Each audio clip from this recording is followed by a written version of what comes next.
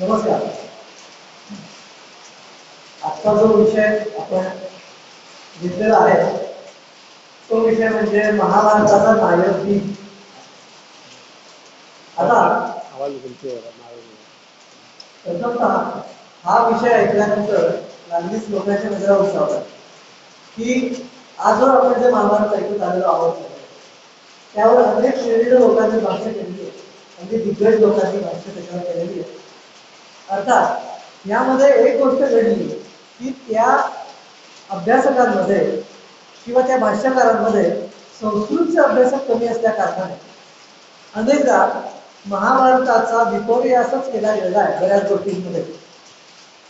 आणि त्या विपर्यासापोटी अनेक लोकांनी आपली वेगवेगळी मतं देत, काही जणांनी धर्म महाभारताचा नायक, काही जणांनी अर्जुन नायक, काही जणांनी कृष्ण नायक असं म्हणत आपली विविध मतं मांडलेली आहेत. आज आपण विषय घेतलाय तो महाभारताचा नायक भीम.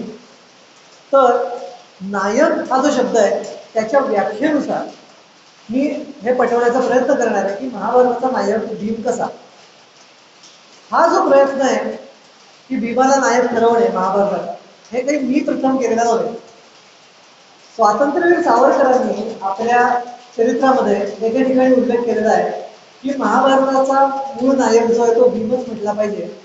कारण त्यांनी वेगवेगळे दाखले त्यात दिलेले आहेत आणि त्यात हेही म्हटलंय की अनेकदा भीम प्रथमतः जे सांगत असेल, जो उपाय सांगत असेल तोच उपाय अनेक हाल यातना भोगल्यानंतर पांडवांना कळत असेल, तोच उपाय कृष्ण आधीकडून सुचवत असेल.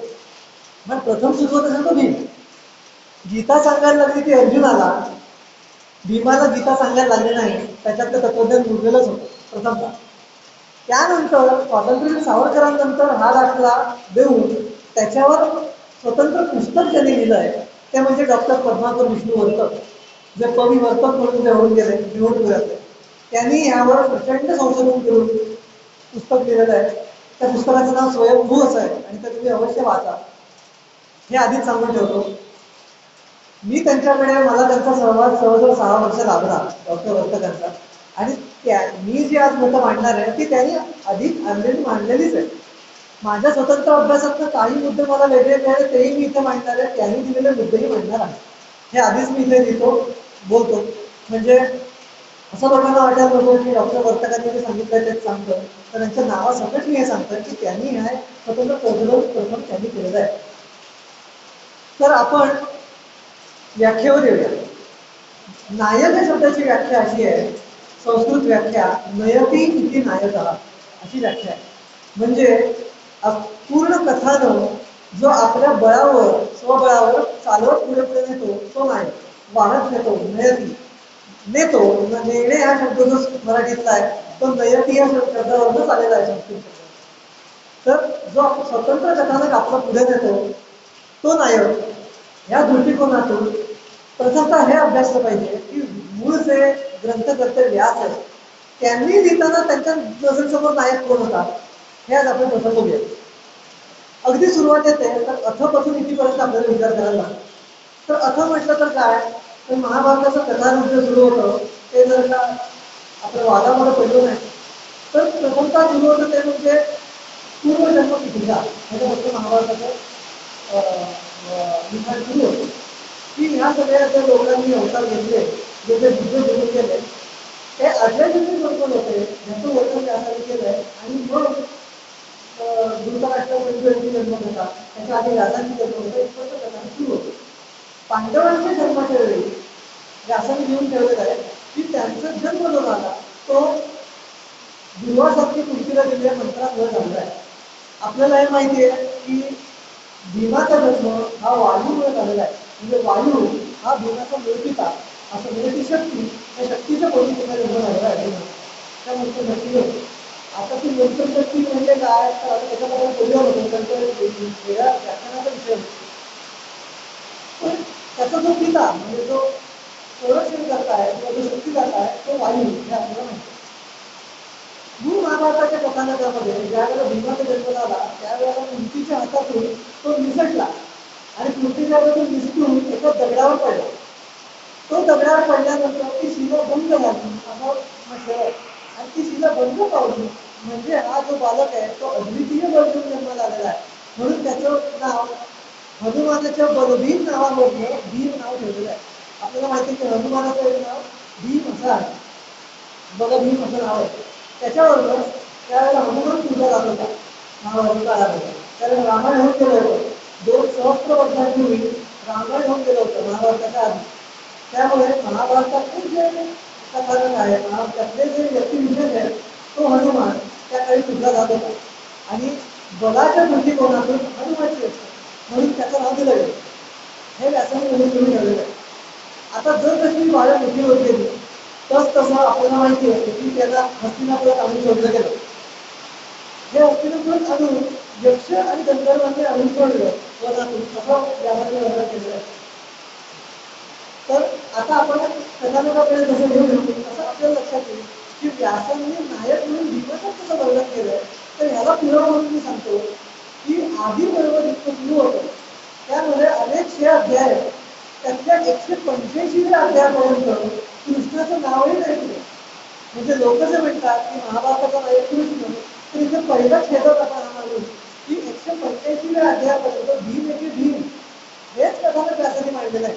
त्यावरून आपल्या लक्षात येतं की त्यानं डोळ्यासमोर नजरेसमोर चारित्र्य संपन्न आणि श्रेष्ठ पुरुष कोण होता, तर भीम.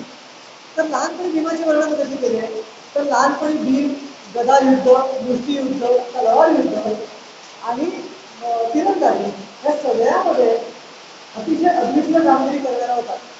व्यासांनीच म्हणून ठेवलंय की मुष्टियुद्धामध्ये त्याच्यासारखा, गदा युद्ध आणि मुष्टियुद्धामध्ये त्याच्यासारखा दुसरा झाले नाही. बाण चालवण्यामध्ये तो द्रोणाइतकाच कुशल आहे असं म्हटलेलं आहे, व्यासाचे शब्द आहे. तसं अस्त्रविद्येमध्ये या निपुण आहे असं व्यासाने वर्णन केलेलं आहे. लहानपणी भीम हा कौरवांमध्ये आणि पांडवांमध्ये ज्यावेळेला स्पर्धा चालायची त्यावेळेला प्रत्येक स्पर्धेमध्ये उत्तम गुण संपादन करत असे.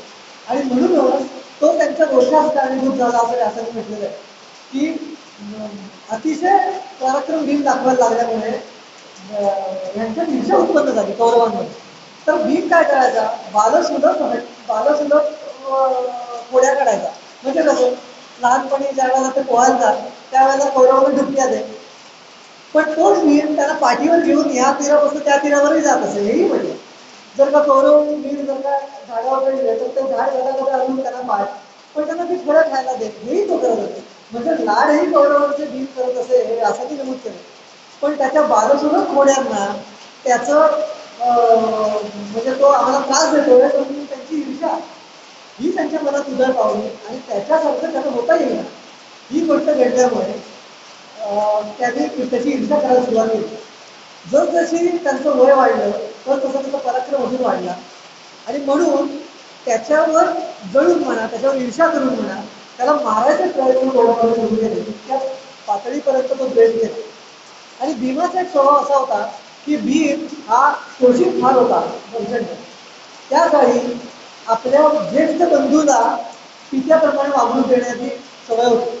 त्यामुळे धर्मराज हा सगळ्यात मोठा असल्या कारणाने धर्मराज जे सांगेल ते भीम काही न बोलता ऐकत असे.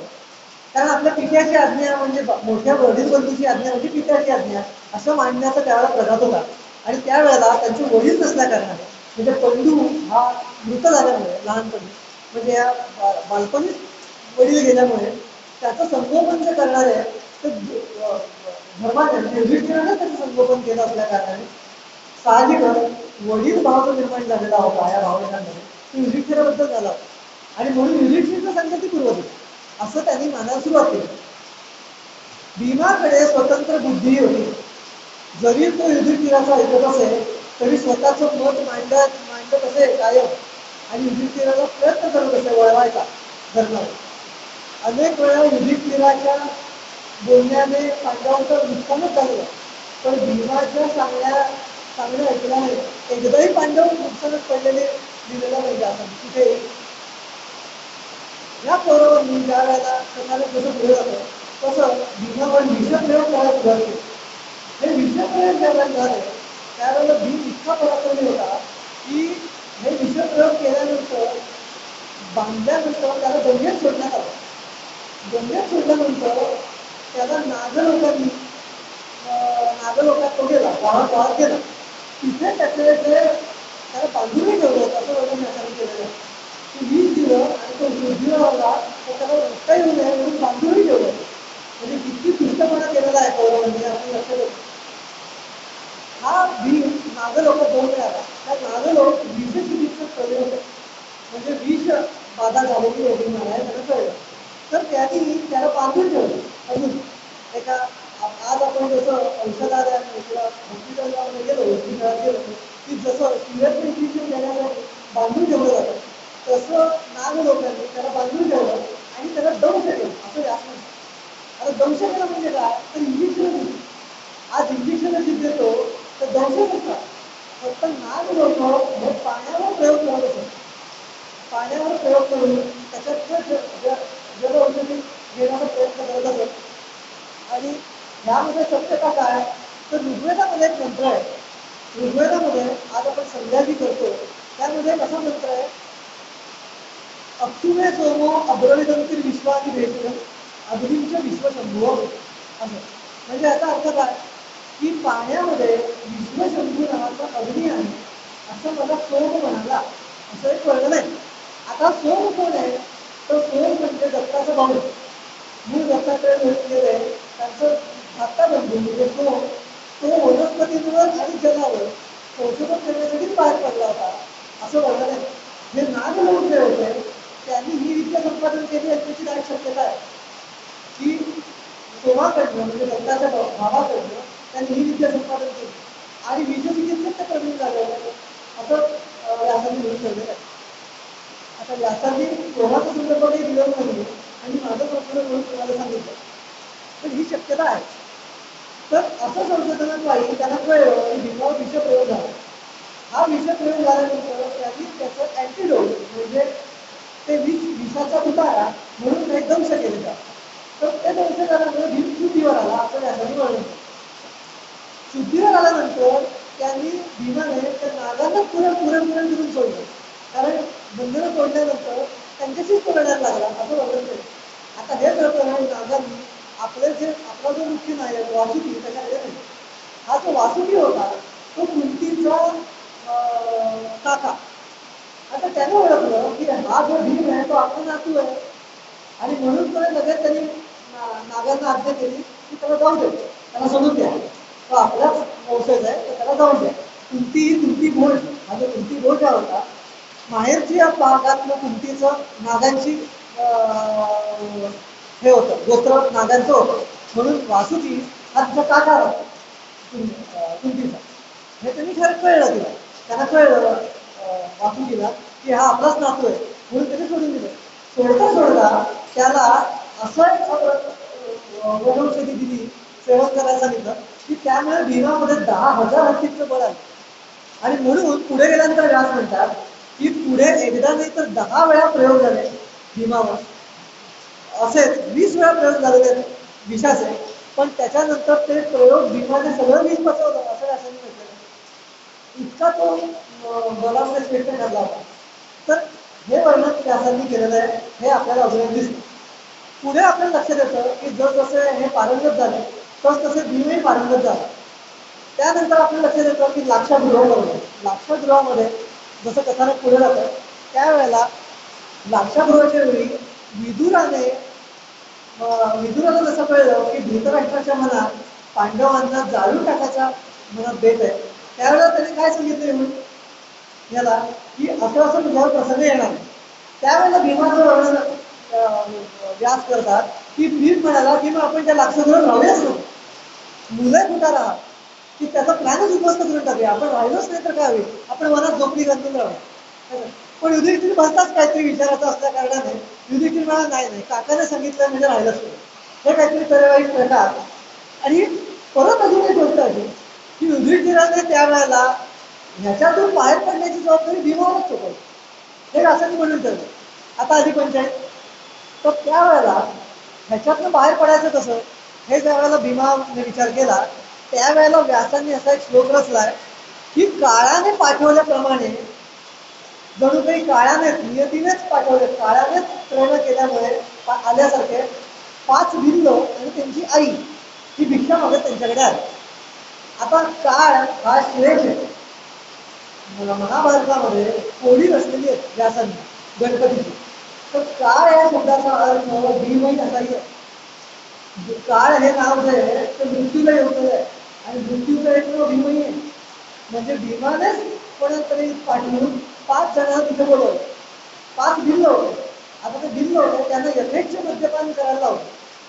यथेच्छ मद्यपान दिलं, मांस दिलं आणि ज्यावेळी लाक्षागृहाला जाण्याचा प्रसंग आला त्यावेळेला धृतराष्ट्राने पुरोशन नावाचा आपला एक मंत्री तिथे पाठवला होता.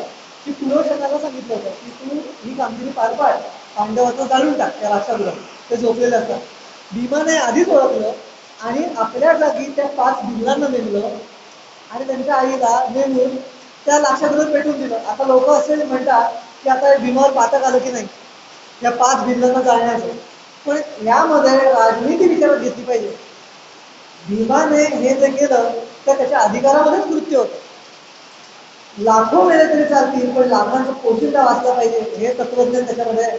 आणि म्हणून त्याला रितसर मद्यपान देऊन भुलवून बेशुद्ध करून भीमाने त्याला मारलं हेही म्हटलेलं आहे. म्हणजे वेदना कशा कमी होतील त्यांच्या हेही तो विचार भीमाचा त्याच्यात दिसतो त्यामध्ये. आणि इकडनं खनक म्हणून एक होता त्याला पाडून भरीस पाडून भुयार खोदून ते बाहेर पडले असं वर्णन केलेलं आहे व्यासाने.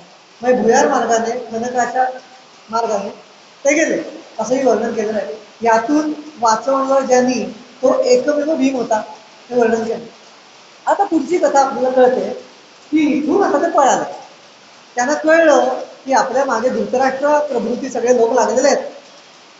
हे आता कळल्यानंतर एखादे 5 जणांमधले काय करतील लोक तर सावध राहतील की नाही. यांनी आम्ही दमलोय बाबा भीम म्हणून भीमालाच खांद्यावर घ्यायला लावलं सगळ्यांना. म्हणून तिथे व्यास वर्णन करतात की कडेवर खांद्यावर नकुल सहदेव, कडेवर युधिष्ठिर आणि अर्जुन आणि डोक्यावर कुंती अशांना घेऊन भीम एकट्या वनातनं धावत गेला असं वर्णन केलं गेलं आहे बघा. म्हणजे कोणीही 5 पांडवांमधलं आलं का भीमच आला वाचायला. भीम एके भीमच वर्णन व्यासांनी केलेलं आहे. आता तो गेला तिकडे. हे वनातनं काही काळ दूर आल्यानंतर धावत आल्यानंतर आपलं असं दिसतं की अर्जुनाच्या तोंडी व्यासाने संवाद दिलाय की अर्जुन म्हणाला की बा भीमा आज आता आम्ही दमलो. दमलो म्हणजे कुठे खांद्यावर बसून दमलो. नाही धावतोय कोण भीम, दमले कोण हे. तर आता आम्हाला उतर. आणि आता उतरल्यानंतर कुंती म्हणाली माझे 5 मुलं इथे आहेत पण आज तहानेने व्याकुळ झालेली मला कोणी पाणी देत नाहीये की माझ्यावर वेळ येते. बाकीचं 4घेही शांत बसून राहिले. परत भीमच उठला. इथे ती मातृभक्ती दिसून येते. भीम उठला आणि भीम म्हणाला की मी तुझ्यासाठी पाणी घेऊन येतो. त्यावेळेला भीम उठला आणि पाणी शोधायला गेला. आपला चातक पक्षाच्या वेदाने आवाजाच्या वेदाने भीम गेल्याचं वर्णन व्यासाने केलेलं आहे. म्हणजे त्याला ती विद्या होती त्याने पाणी शोधून कसं काढायचं वनामध्ये की पक्षाच्या आवाजाच्या रोखाने तो गेला आणि तिथे त्याने पाणी शोधून काढलं कारण त्याला ही विद्या अवगत होती. इतकं भीम हुशार होता. ज्यावेळेला तो परत आला त्यावेळेला असं व्यास म्हणतात की 4ही पांडव आणि कुंती झोपले होते. आता परिस्थिती बघा. हे पळून आलेले आहेत लाक्षागृहातून. ते जळलेलं आहे. तिकडे शोधाशोध सुरू झाली असेल. तिकडे शोधाशोध सुरू झाल्यानंतर त्यांना 5 प्रेतं मिळाली. बिल्लाची आणि 5 बिल्लाची प्रेत आणि आईचं प्रेत. आता एखाद्या वेळेला अशी शक्यता वाटू शकते की मुत्सद्देगिरी भीमाकडे आहे म्हणजे हे कोणतरी भलतेच आहे आणि त्यांचा पाठपुरावा येऊ शकतो कौरवांकडनं. पण त्यावेळेला 4ही पांडव झोपून आणि एकटा भीम आपला जागा. तर भीमाने ह्या 4ांची झोपमोड होऊ नये म्हणून तिथेच महाराज देत भीम बसला असं व्यासाने वर्णन केलं. आता बघ. आता हे झालं इथपर्यंतचं वर्णन. पुढे काय झालं की बकासूर नावाचा दैत्य एकचक्रा नगरीतली कथा सगळ्यांना माहिती. त्याच्या आधी हिडिंब नावाचा एक राक्षस त्याच वेळेला आला तिथे. हे झोपलेलं असतानाच हिडिंबा आणि हिडिंबी अशी त्याची बहीण अशा दोघांना नरमांसाचा वास आला. म्हणून हिडिंब काय म्हणाला मला वास आलेला आहे तर तू त्या नरांना मोहात पाड आपल्या सौंदर्याने म्हणजे मी येऊन त्यांना खातो म्हणजे आपल्या यथेच्छ नरमांस भक्षण करता येईल. आता ह्या वेळेला प्रसंग ओळखा, भीम एकटा जागा आहे, हे 4 जण झोपलेले आहेत. त्यावेळेला हिडिंबा नावाची जी स्त्री, हिडिंबा राक्षसाची, ती तिथे येते आणि ती खाण्याची इच्छेने येते आणि भीमावरच भाळते, असं वर्णन केलंय व्यासांनी, की भीम इतका सुंदर आणि देखणा होता की त्याच्यावर मोहित होऊन ती भीमाला म्हणाली की मी तुम्हाला दुसरीकडे घेऊन जाते, माझ्याशी लग्न करा आणि आपण माझ्या भावापासून दूर जाऊया. तर भीम तिला म्हणाला की तुझा भाऊ येऊ दे ना तर बाप येऊ दे, मी काय हनुमान नाही, मी त्याला ठार करीन आणि तुला तुला तुलाही ठार करीन, असं भीम म्हणतो त्या की तूही मांस खातेस ना नरमांस, मी तुलाही ठार करतो. आता हे म्हणेपर्यंत तेवढ्यात हिडिंब तिकडनं आला. हिडिंब तिकडनं आल्यानंतर हे इकडे बंधू झोपलेले, आई झोपलेली, यांची झोपमोड होऊ नये म्हणून भीमाने त्याला धरलं आणि 14 कोस लांब, 14 धनुष्य लांब फेकून दिला, असं वर्णन केलं व्यासाने. एका फेकीत तो 14 धनुष्य लांब जाऊन पडला, असं वर्णन व्यासाने केलेलं आहे. परत तिथे गेला, तिथनं अजून 20 धनुष्य पुढे भिरकावलं, असं भिरकावत भिरकावत लांब नेलं आणि त्याला मारून टाकला, म्हणजे त्याला त्याचं युद्ध केलं. ते युद्धही प्रचंड, नाही तोही पराक्रमी होता, पण पराक्रमी होता तरी सुद्धा भीमाने अतुल पराक्रम करून त्याला ठार केलं तिथे आणि शांतपणे इकडे आला आणि हिला म्हणाला आता तुलाही मारून टाकतो. तर तोपर्यंत हे इकडे जागे झाले होते, की ही पण इकडे होती हिडिंबा, जागे झाले होते. जागे झाल्यानंतर कुंतीला हिने ही केली, गयावया केली हिडिंबाने, की मला तुमचा मुलगा आवडलेला आहे, तर मला त्याच्याशी लग्न करायचं आहे, तर तुम्हीच तुमच्या मुलाला आज्ञा द्या. मग कुंतीने आज्ञा दिली म्हणून भीम म्हणाला तिला की एक अपत्य होईपर्यंत मी तुझ्याबरोबर थांबीन. इतका न्यायप्रिय भीम होता, हे लक्षात घेतलं पाहिजे. कधी त्याने नीतिमान असा भीम होता, कधी त्याने दुर्वासनेच्या बळी पडून कधी कुठल्या तरी बाईच्याच मागे लाग असं कधी कृत्य केलं नाही, राजा असूनही केलं नाही. आणि अशी कृत्य अर्जुनाने केलेली आहेत. 5 उलुपी चित्रांगदा काय, ही काय 5 अप्सरा काय, सगळ्यांची त्याने लग्न केलेली आहेत आणि ब्रह्मचर्याची शपथ घेऊन सुद्धा, हे आपल्याला लक्षात घेतलं पाहिजे. म्हणून अर्जुनापेक्षा ब्रह्मचर्यामध्ये आणि नीतिमत्तेमध्ये सुद्धा भीमच उजवा ठरतो. फक्त मातेची आज्ञा म्हणून त्याने लग्न केलं हिडिंबेशी. आता पुढचंही आपल्याला कथा येते ती म्हणजे द्रौपदी स्वयंवराच्या वेळी. द्रौपदी स्वयंवराच्या वेळी आपल्याला लक्षात येतं की आपल्याला माहिती आहे की अर्जुनाने पण जिंकला आणि द्रौपदी जिंकली. द्रौपदी जिंकल्यानंतर त्यावेळेला ते सगळे ब्राह्मण वेशात होते असं व्यासांनी म्हटलं. कारण काय होतं, कारण वनात गेलेले असल्या कारणाने, गेलेले असल्या कारणाने तिथे ओळखायला येता कामा नाही, कारण 12 वर्ष वनवास आणि 1 वर्ष अज्ञातवास असं सांगितलेलं होतं. 12 वर्ष वनवासामध्ये ते ओळखू येऊ नये यासाठी तिथे गेलेले असताना, द्रुपदाकडे गेलेले असताना अर्जुनाने पण जिंकला आणि द्रौपदी मिळवली. द्रौपदीने माला घातल्यानंतर सगळे बाजूचे जे क्षत्रिय राजे आले होते त्यात कर्णही आला होता, कृष्णही आला होता तिथे द्रौपदी स्वयंवराच्या वेळी. तर ह्या सगळ्यांनी त्यावेळेला बाकीचे जे क्षत्रिय राजे होते त्यांनी ब्राह्मणालाही वरमाळ घालते म्हणजे सगळ्या सिंहांच्या मध्ये कोल्ह्याला वरमाळ घातल्यासारखी आहे असं म्हणून सगळे राजे अर्जुनाला मारायला उभे राहिले. आता व्यासांनी असं म्हटलंय की भीमाने बाकी काही केलं नाही, भीम फक्त बाहेर गेला, तिथला एक मोठा वृक्ष भीमाने उपटला, त्याच्या फांद्या ज्या होत्या त्या छाटल्या आणि कडेवर घेतला वृक्ष आणि अर्जुनाच्या मागे येऊन फक्त उभा राहिला, बाकी काही नाही. आपल्या ह्या भावाचा अद्वितीय एवढा पराक्रम बघून अर्जुनाची भीती गेली असं व्यासांनी लिहिलं आहे. कारण अर्जुन एकटाच होता धनुष्य घेऊन, इतक्या राजांसमोर करायचा, त्यात सगळे राजे होते म्हणून अर्जुन थोडासा भ्यायला होता. ही भीती भीमाने फक्त एका कृतीने घालवली आणि ती कृती घालवल्यामुळे सगळ्या राजांचा पराभव, तिथे कर्णही होता, हे विचारातच घेण्यासारखी गोष्ट आहे. लोक जे म्हणतात कर्णाचा पराभव करूच शकत नव्हता, तर अर्जुन आणि भीमाने कर्णाचा पराभव तिथेही केलेला आहे. तर त्यावेळेला कृष्णाचं एक हुशारी दिसून येते आपल्याला, की कृष्ण त्यावेळेला म्हणतो, आपल्या सात्यकी मला वाटतं त्याच्यावर बरोबर, त्यावेळेस त्याला कृष्ण म्हणाला की हा जो बलशाली वीर झाडाचा बुंदा घेऊन उभा आहे तो 100% भीमच आहे, ह्यात वादच नाही असं म्हणतो कृष्ण. म्हणजे कृष्णाची तर किती हुशारी होती, त्याला माहिती होतं की अशी योग्यता इतर कुठल्याही पुरुषामध्ये नाही, अख्खं झाड तोडून त्याचा बुंदा आपल्या खांद्यावर घेऊन उभं राहायची हे फक्त भीम करणार हे त्याला माहिती होतं. म्हणून कृष्णही त्यावेळेला बोलून दाखवतो. नंतर कृष्णाची भेटही होते. ह्या पराक्रमामध्ये आपल्याला लक्षात येतं की द्रौपदीला जिंकण्यामध्ये सुद्धा 50% वाटा भीमाचाच आहे. आणि द्रौपदी हे जाणून होती. आणि त्यामुळे द्रौपदी ही त्याच्यावर मनापासून प्रेम करत असेल असं व्यासाने लिहिलेलं आहे. नायक आपण ज्यावेळेला म्हणतो त्यावेळेला नायकाचे गुण काय असतात आणि ते कसे आपण तोलायचे, तर आपल्याला लक्षात येतं की शत्रू त्या व्यक्तीबद्दल काय बोलतो, नायिका काय बोलते, आणि तिसरं म्हणजे कथानक लिहिणारा जो लेखक आहे तो काय बोलतो. हे तीन आपल्याला जे आहेत ती विधेयक आपल्याला मांडली पाहिजेत हे आपल्याला लक्षात येतं. त्यानुसार आपण हे बघितलं की व्यासांच्या मध्ये तोच आहे. द्रौपदीच्या वेळी आपण थोडंसं विचारात घेऊ की द्रौपदीची मतं कशी होती भीमाबद्दल.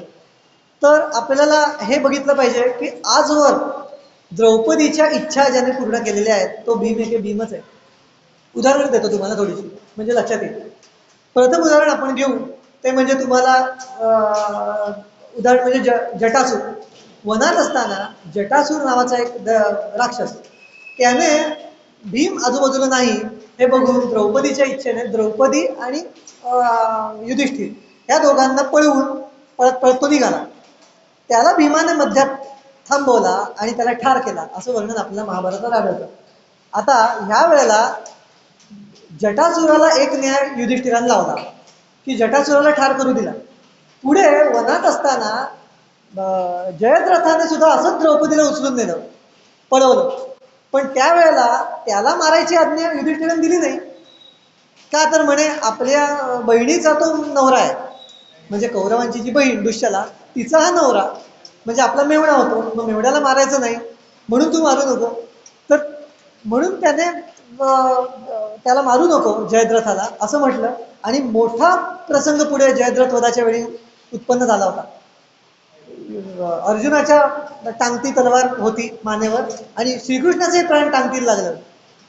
हे जर का भीमाने त्याच वेळी जयद्रथाचा वध केला असता तर हे घडलं नसतं पुढचं. आणि म्हणून भीम म्हणाला त्यावेळेला की तू अर्जुन आणि तुझा भाऊ मला पराक्रमच करू देत नाही, तुम्ही या प्रत्येक वेळी पराक्रम करायला लागल्यानंतर मध्ये, हे भीमाचे उद्गार आहे. जटासुराला एक न्याय लावला आणि ह्याला वेगळा न्याय लावला युधिष्ठिराने. का जटासुराच्या वेळी स्वतःला पण पळवून नेलं होतं ना, म्हणून स्वतःचा अहम जपायला. मला पळवून नेलं म्हणजे मारला पाहिजे, द्रौपदीला पळवून नेला मग मरू दे, द्रौपदीच आहे, एक बायको गेली दुसरी येईल, असंच त्यावेळेची कथानक आपल्याला दिसून येतं. ठाई ठाई द्रौपदी ज्या ज्यावेळी चिडलेली आहे त्या त्यावेळी युधिष्ठिर संड्यासारखाच बसून आहे आणि भीमच पौरुष दाखवत आलेला आहे आजवर, हे आपल्याला लक्षात येतं. आणि म्हणून धर्मराज नसून अधर्मराजच साईड येतो असं आपल्याला वाटायला लागतं आपण कथानक नीट वाचलं तर. खुळेपणा फक्त युधिष्ठिराचा भरलेला आहे प्रासंगिक प्रत्येक वेळी. तर आता द्रौपदीची मतं तुम्हाला याबद्दलची सांगतो, म्हणजे नायिकाच काय म्हणते तुमच्या लक्षात येईल. ज्या वेळेला कीचक विराटाकडे 1 वर्ष अज्ञातवासात राहत होते. 1 वर्ष अज्ञातवासात राहत असताना ज्या वेळेला कीचक नावाचा त्याचा एक मंत्री होता आणि त्या मंत्र्याकडेच सगळा कारभार सोपवलेला होता. म्हणजे विराट नाममात्रच होता आणि मंत्रीच जास्त मुख्याने काम करत असे. त्याच्याकडेच सेनाबळही होतं, त्याच्याकडेच सगळा राज्यकारभार होता. तर ह्याचं मन त्या द्रौपदीवर बसलं, त्या विराटाचं ह्याचं कोणाचं आपला कीचकाचं. आणि कीचकाने सैरंद्री म्हणजे त्यावेळेस ती सैरंद्री या रूपाने वागत होती, सुदेष्णा नावाची राणी विराटाची. त्या सुदेष्णाकडे त्यावेळेला ती सैरंद्री म्हणून ती राहत होती. ही सैरंद्री ज्या वेळेला ह्या सैरंद्रीच्या लक्षात आलं की कीचक आपल्या मागे आहे, त्यावेळेला ती धर्मसभेत म्हणजे ज्या वेळेला धर्म आणि विराट घेऊन खेळत होते तिथे ती आली धावत धावत. त्यावेळेला त्यांच्या समोर द्रौपदीला लाथ मारली कीचकाने येऊन मागून, तिचे केस पकडले असं वर्णन केलेलं आहे व्यासाने. तरी सुद्धा आपण जर का आत्ता काहीतरी बोललो तर परत 12 वर्ष वनवास लागेल, परत 1 वर्ष अज्ञातवास करायला लागेल. म्हणून युधिष्ठिर शंडासारखा तिथे उभं राहायला बसून आणि भीम एकटं उभा राहायला लागला होता तिथे. पण त्यावेळेला भीमाचे पाय आपल्या पायाने युधिष्ठिराने दाबले असं वर्णन व्यासांनी केलंय की आत्ता काही करू नको, आपलं हे उघडकीच आहे. म्हणून भीम बिचारा परत आज्ञेत राहिला भावाच्या. हे सहन होऊन न होऊन द्रौपदी राणीवशात परत गेली. त्याच राणीवशात बाजूला बृहन्नडा या नावाने अर्जुन उपस्थित होता नृत्याघरात अर्जुन बृहन्नडा या नावाने नर्तन शिकवायला उभा होता तिथेच बाजूला. पण त्यावेळेला अर्जुनाकडे न जाता रात्री धोका पत्करून पौरव बल्लव या नावाने भीम पाकशाळेत तिथे रुजू होता कामाला, त्याच्याकडे गेली द्रौपदी रात्रीची. आणि म्हणाली, ओ भीमसेन, म्हणाले इकडे बघा, माझी अब्रू लुटण्याचा प्रयत्न तो करतोय, तर आता तुम्ही थांबणं योग्य नव्हे, तुम्हाला काळीमा आहे. हा तिने सांगितलं होतं की 5 गंधर्व माझे पती आहेत, कारण हे अज्ञातवासात त्यांची नावं घेता येत नाहीत. तुझे पती कोण म्हटल्यानंतर 5 पती, कोण 5 पती, तर गंधर्व माझे 5 पती आहेत असं तिने सांगितलं. पण कोण हे सांगितलेलं नव्हतं. तर ह्या भीमाकडे ती गेली आणि ती त्यांना याचना केली भीमाला, की आता तुम्हीच तारणहार माझं नेहमीसारखं. जर का तिचं अर्जुनावर प्रेम होतं तर अर्जुनाकडे का नाही गेली ती? बाजूलाच अर्जुन होता तिच्या. नृत्यागार हा नेहमी राणीवशाच्या बाजूलाच असतो. आणि पाकशाळा ही लांब असते. धोका पत्करून पाकशाळेत जाण्याचं काय कारण? कारण तिला खात्री की भीमाकडे गेलं तरच हे काम होईल. अर्जुन करणार नाही, धर्मराज त्याहून करायचा नाही. धर्मराज द्यूतच खेळणार फक्त. त्याने आयुष्याचा द्यूतच खेळलाय कायमचा. भीम एकटा पराक्रमापोटी उभा राहत असे कायम. तर तिकडे गेल्यानंतर भीम तिला म्हणाला की 15 दिवसच उरलेले आहेत, तू काही काळजी करू नको, 15 दिवसानंतर मी सगळ्यांचा समाचार घेतो. तर ती म्हणाली 15 दिवस काय, उद्याची तर शाश्वती नाहीये, इतका तो कीचक मला त्रास देतोय. एवढं ऐकून भीम किती हुशार होता, त्याने तिचं सांत्वन केलं. कशा प्रकारे केलं? तर आजवर 15 राण्या इतिहासात होऊन गेलेल्या आहेत. त्या 15 राण्यांचं वर्णन त्याने केलं. म्हणजे इतिहास अभ्यासामध्ये सुद्धा भीम किती हुशार होता बघा. इतिहासाचा सुद्धा किती लौकिक पुरुष असंच म्हणायला लागेल. अभ्यास त्याने करून त्याने ते वर्णन केली सगळ्या राण्यांची. आणि अशीच जशी तुझ्यावर परिस्थिती आली तशी आजवर 15 राण्यांवर आली. त्या दृष्टिकोनातून तू धीर धर आणि मी करतो, आणि तू म्हणतेस तसं आजच त्याचा समाचार घेतो. तर तू त्याला गावाच्या वेशीच्या बाहेर तिथे एक नृत्यागारासारखं आहे, तिथे त्याला बोलव. तिथे त्याला बोलवल्यानंतर भीम तिथे अंथरूण घेऊन झोपून राहिला, द्रौपदीचं नाटक करत. नंतर आलं कीचक. कीचक आल्यानंतर कीचक तिथे आला आणि भीमाला हात लावायला लागला. त्याला वाटलं की द्रौपदीच तिथे बसली, म्हणून शृंगार चेष्टा करायला लागला तिथे. तिथे आल्यानंतर भीम त्याला म्हणाला की तू शृंगारात चांगलाच निपुण दिसतोस, पण आजवर तुला कधी जसा स्पर्श झालेला नाही तसा स्पर्श आता तुला होईल, असं असं म्हणून त्याने त्या ह्याला धरलं आणि बुकलून बुकलून मारून टाकलं, असं वर्णन केलेलं आहे कीचकाला. आता हे मारल्यानंतर द्रौपदीला तो येऊन म्हणाला, काम झालेलं आहे, आता तू शांतपणे जाऊन झोप, तुला तर कसली चिंता करायची गरज नाही. हे झाल्यानंतर काय झालं, रात्री अचानक कोलाहल निर्माण झाला भयंकर रात्रीच्या वेळी, आणि द्रौपदीचाच परत आवाज यायला लागला.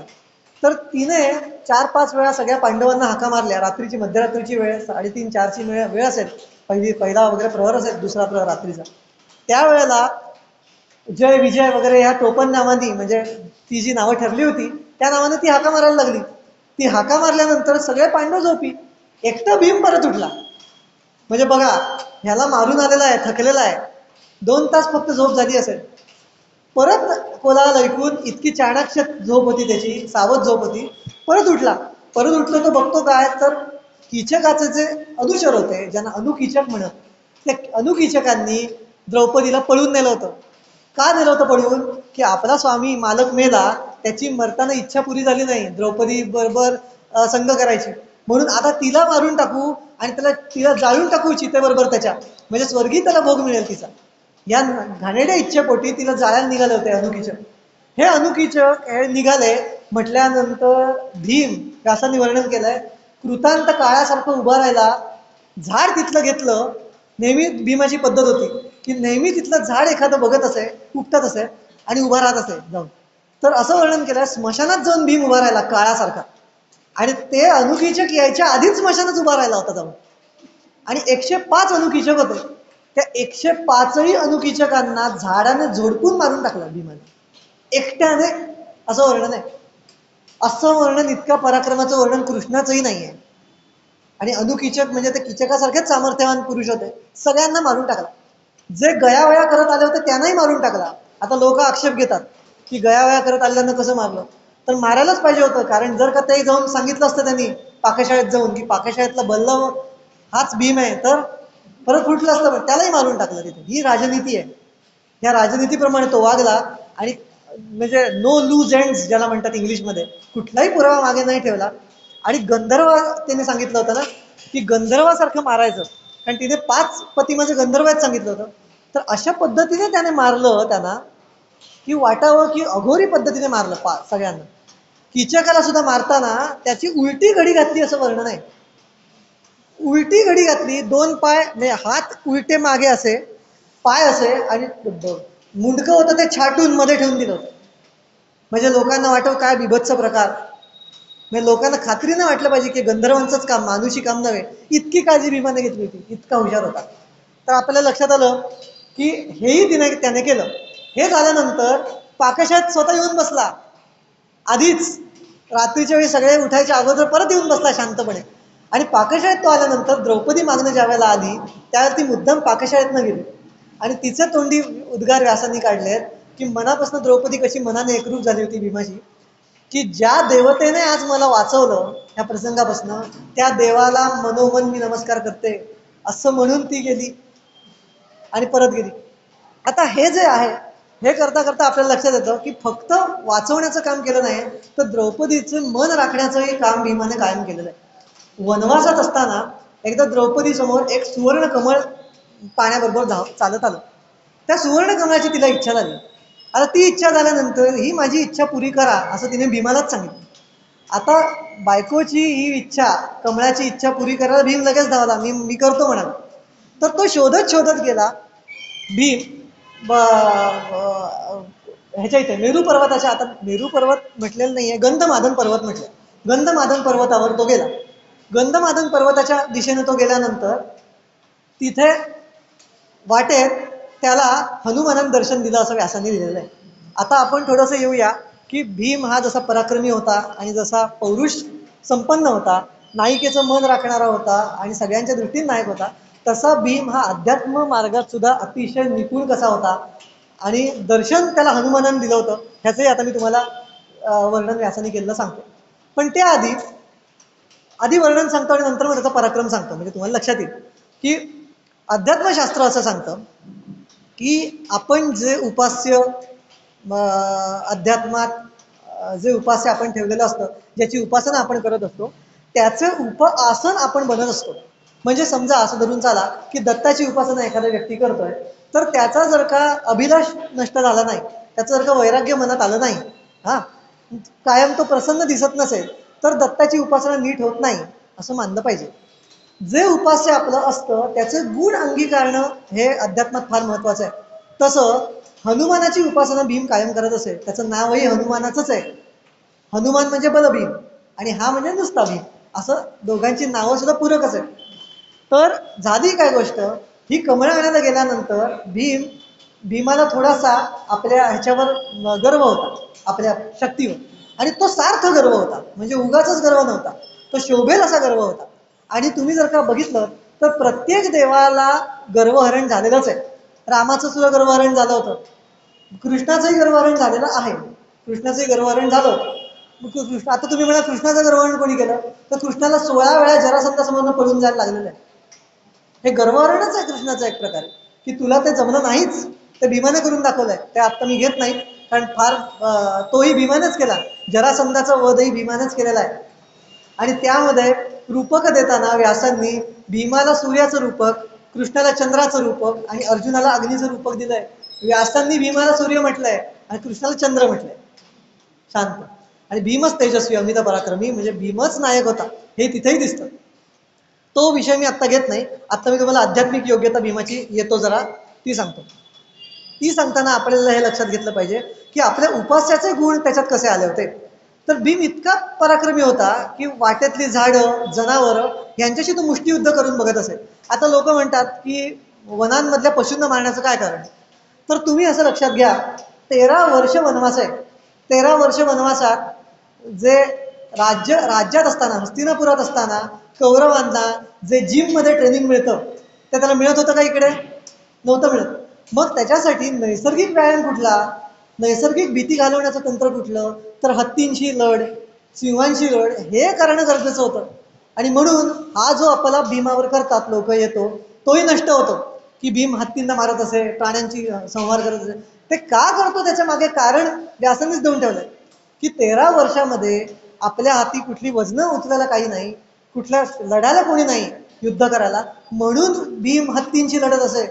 आपली योग्यता हत्तींशी करत असे तो, इतकं पराक्रमी तो होता, असं व्यासांनी म्हणून ठेवलं. तर असं करत करत चाललेलं असताना, गंधमादनातनं चाललेलं असताना त्याच्यासमोर हनुमानाला, आता हनुमान का आला, तर पुढे जो रस्ता जाणारा होता तो सिद्धांचा आणि गंधर्वांचा होता, देवांचा होता. आणि भीम काही झालं तरी पुरुषच होता, म्हणजे नर होता. आता पुरुष लोक किंवा नर हा ज्यावेळेला देवलोकात जातो त्यावेळेला आपल्या अज्ञानामुळे कधी कधी शापास पात्र होऊ शकतो, चुकून त्यांच्या रोषास कारणीभूत होऊ शकतो.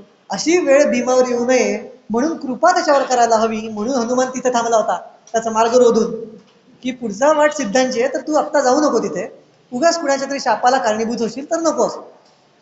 तर तिथे तो गेलेला असताना त्याने पुच्छ अडकवून ठेवलं होतं मध्ये. हे पुच्छ भीम समोर आल्यानंतर भीम त्याला म्हणाला, हे कपी तू बाजूला हो. तर त्यावेळेला तो म्हणाला की मला शक्ती अंगात राहिलेली नाही, त्राण राहिलेली नाही, तूच ते पुच्छ बाजूला कर किंवा तू मला ओलांडून जा, असं तो हनुमान म्हणतो. तर भीमाची नीतिमत्ता इथे सुद्धा दिसून येते. भीमाचा तोंडी उद्गार व्यास लिहितात की भीम त्यावेळेला काय म्हणाला की सहस्त्रशीर्ष जो पुरुष आहे योग मार्गात सांगितलेला, तो आपल्या ह्या देहाला, पुरुष देहाला व्याप्त असतो आणि त्याचं अतिक्रमण करणे हे नीतिशास्त्रात बसत नाही, म्हणून तुझं उल्लंघन करून मी जाणार नाही. आणि जर का हा नियम नसता तर मी तुझं कशा प्रकारे उल्लंघन केलं असतं, ज्या प्रकारे हनुमानाने समुद्राचं उल्लंघन केलं होतं. असं म्हटल्यानंतर म्हणजे त्याला भीमाचं इतकी चौकस हुशार बुद्धी होती की त्याला आतून बघा नियती कशी, त्याच्या तोंडून हनुमानच आला त्यावेळेला सुद्धा. तर त्यावेळेला हनुमान त्याला म्हणाला, हनुमान कोण? तर त्यावेळेला भीम म्हणतो की हनुमान हा त्रेतायुगात होऊन गेलेला अमित पराक्रमी, अति बलशाली असा माझा वायुपुत्र असलेला बंधू आहे, असंच आहे, असं तो म्हणतो. तर हे म्हटल्यानंतर हनुमान हसला आणि हसून त्याला म्हणाला की तूच हे पुच्छ हटव, माझ्यात शक्ती नाही. तर भीमाने सगळ्या शक्ती लावली पण त्याला ते पुच्छ हटे ना. हे म्हटल्यानंतर भीमाला लक्षात आलं की हे अतिमानव प्रकार आहे काहीतरी, आणि म्हणून मग तो नम्रतेने विचारायला लागला हनुमानाला की तू कोण आहेस, तू असा आहेस तर काय आहेस, तर तू सिद्ध आहेस, देव आहेस, पन्नग आहेस, कोण आहेस? तर त्यावेळेला हनुमान त्याला म्हणाला, तू ज्याचं वर्णन केलंस तोच हनुमान म्हणजे मीच तो वानरराज. तर असं वर्णन केल्यानंतर भीम त्याला खवचटपणे म्हणाला, आता किती हुशार होता भीम, की म्हणाला तुमच्यामध्ये इतका पराक्रम आहे, एवढी तुमचं पुच्छही मला हालत नाहीये. तर आधी तो त्याला म्हणाला की मला तुम्ही ज्या वेळेला लंकेत जाताना रूप धारण केलं होतं मोठं, ते रूप मला दाखवाल का एकदा, असं त्याला हनुमानाला पृच्छा केली. त्यावेळेला हनुमान त्याला म्हणतो की ते रूप आता मला दाखवता येणं शक्य नाही, कारण ते त्रेतायुगातलं रूप आहे. तरी आग्रह केला भीमाने, म्हणून हनुमानाने त्याला आपल्या प्राणमय कोशाचं रूप दाखवलं. योग मार्गामध्ये आपल्या शरीरामध्ये जे कोश असतात त्या कोशामध्ये प्राणमय कोश नावाचा एक कोश असतो, तो कोश किती विस्तारू शकतो. आणि म्हणून व्यासांनी असं वर्णन केलंय, त्यावेळेला भीमाला हनुमानामध्ये अख्खा पर्वतच जणू काही सामावला गेलेला आहे असं दिसलं. आता हे दिसल्यानंतर अति तेज हनुमानाचं वाढल्यानंतर भीमाला ते सहन झालं नाही, आणि म्हणून हनुमान हसला आणि हनुमान म्हणाला की आता ह्या पुढचं तेज तुला बघवणार नाही, म्हणून आता मी ते कमी करतो. म्हणून त्याने ते सौम्य रूपात आला. सौम्य रूपात आल्यानंतर भीम हनुमानाला म्हणाला की एवढी तुमच्यात शक्ती असताना दाशरथी रामाला इतकं पराक्रम करायची गरजच का पडली, तुम्हीच का मारलं नाही तर आम्हाला? तर त्यावेळेचं उत्तर अतिशय बोधक उत्तर आहे हनुमानाचं. हनुमान म्हणाला की माझ्यात शक्ती होतीच, मी हा पराक्रम सहज करू शकलो असतो, पण जर का मी तसं केलं असतं तर दाशरथी रामाची कीर्ती झाली नसती, म्हणून मी त्या गोष्टीची उपेक्षा केली, असं वर्णन आहे. तर त्यावेळेला आता हनुमान त्याला म्हणतो की आता तुझ्यासाठी मी काय करू सांग, हा पर्वतच टाकू का हस्तिनापुरावर जाऊन कौरवांवर, तुझं काय कल्याण करू ते सांग, मी तुझ्यावर प्रसन्न आहे. तर त्यावेळेला भीमाचं जे उत्तर आहे त्यावरनं खरं कळतं की भीमाची तयारी काय पातळीची होती. त्यावेळेला भीम म्हणतो तुमचं दर्शन झालं ह्यातच तुमची कृपा आम्हाला लाभली, उरला प्रश्न कौरवांच्या नाशाचा ते मीच करीन. इतका आत्मविश्वास स्वतःवर असणं आणि आपल्या उपास्यासमोर, म्हणजे आता थोडक्यात एखादा विचार करा, एखाद्या दत्तभक्ताला दत्ताने विचारण्यासारखं आहे किंवा शंकराला विचारण्यासारखं आहे की तुझं काय कल्याण करू, आणि त्याला सांगणं आहे की मीच करीन माझं, तुम्ही मला काही नका, तुम्ही असा माझ्याबरोबर, एवढंच मला भास आहे. योग मार्गामध्ये, योगशास्त्रामध्ये पतंजली ऋषींनी योगशास्त्र जे लिहिलंय त्यामध्ये एक श्लोक आहे मला वाटतं कैवल्य पादातच श्लोक आहे, साधना पादात.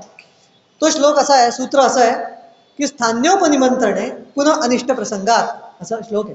म्हणजे ह्याचा अर्थ काय की ज्यावेळी तुमच्यावर एखादी देवता प्रसन्न होते किंवा देव प्रसन्न होतो, तो ज्या वेळेला तुम्हाला विचारतो की तुम्हाला काय हवंय, त्यावेळेला योगशास्त्र सांगतं की त्या देवाशी कुठलाही संपर्क ठेवू नका, त्याच्याकडनं काही मागून घेऊ नका, कारण त्यावेळेला तुमचा घात होण्याची शक्यता असते. हे तत्व भीमाला पुरतं ठाऊक होतं, म्हणून भीमाने त्याच्याकडनं काही मागून घेतलं नाही. किती अचूक अभ्यास भीमाचा होता आहे बघा, योगशास्त्राचा सुद्धा.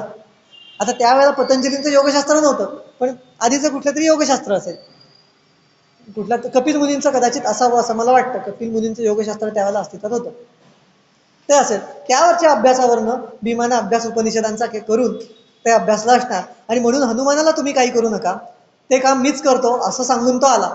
तो आल्यानंतर तो हनुमान त्याला म्हणाला की पुढे जा, तू माझे तुला आशीर्वाद आहेत, फक्त कुणा देवाला दुखवू नकोस या मार्गावर. पुढे गेल्यानंतर तो सौगंधिक कमळं जी आणायला गेला होता द्रौपदीची, ती कमळं त्याला पुढे दिसली. तर ते जे कमळाचं बन होतं तिथे रक्षक बसले होते कुबेराचे. आता हे कुबेराचे रक्षक बसले होते. भीमाला लक्षात आलं की कुबेराची जी सत्ता आहे ती इथे कशी काय, हे वन तर सगळ्यांसाठी आहे, वनात सगळ्यांना प्रवेश आहे. कुबेराचं स्थान हिमालयाचं असताना हिमालयाच्या इथे कुबेराचं स्थान, शंकराजवळ कुबेर वसतो असं म्हणतात, तिथलं त्याचं स्थान असताना हा गंधमादन पर्वताच्या इथल्या वनावर कुबेराचे लोक काय करतात. आणि म्हणून ते लोक सांगत नको नको म्हणत असताना सुद्धा भीम त्यांना म्हणाला की ह्या कमळांवर सगळ्यांचा समान हक्क आहे, त्याचा हक्क तिकडे, मी कमळं मला हवी ती नेणारच, यावर जसा या सगळ्या जीवांचा हक्क आहे तसा माझा कमळांवर हक्क आहे, तसा तुमचा हक्क आहे, म्हणून मी ती कमळं नेणार. ही कमळं नेणार म्हटल्यानंतर ते सगळे जे राक्षस तिथे होते कुबेराचे, त्या सगळ्यांनी त्याच्यावर, यक्ष होते, त्या यक्षांनी त्याच्यावर आक्रमण केलं. आता यक्ष ही मानुषी पातळीच्या वरची पातळी आहे, लक्षात घ्या. अतिशय अतिमानवी लोक असतात यक्ष हे. त्या सगळ्यांचा पराभव भीमाने केला, सगळ्यांना, अनेकांना ठारही केलं. असंही म्हटलंय, मणिबंध नावाचा एक यक्ष तिथे होता, असं व्यासांनी लिहून ठेवलंय, नावासकट सांगतो. मणिबंध नावाचा यक्ष, त्यालाही ठार केलं. हे सगळं कळल्यानंतर प्रकरण कुबेरापर्यंत गेलं. आणि कुबेरापर्यंत गेल्यानंतर कुबेर स्वतः तिथे आला. आणि त्याने बघितल्यानंतर त्याने यांना आज्ञा केली की नेऊ दे भीमाला कमळ, की तो आपल्याला काही ऐकायचा नाही, त्याला कमळं नेऊ देत, त्याचं म्हणणं बरोबर आहे. असं करून भीमाने म्हणजे जी सरकारशाही असते ती तोडली त्या मनातली. तिथलं जे कुबेराचं हे होतं अधिपत्य होतं तेही सगळ्यांसाठी खुलं केलं. हेही भीमाने कल्याणकारी गोष्ट तिथे केली आणि द्रौपदीसाठी कमळं घेऊन आला.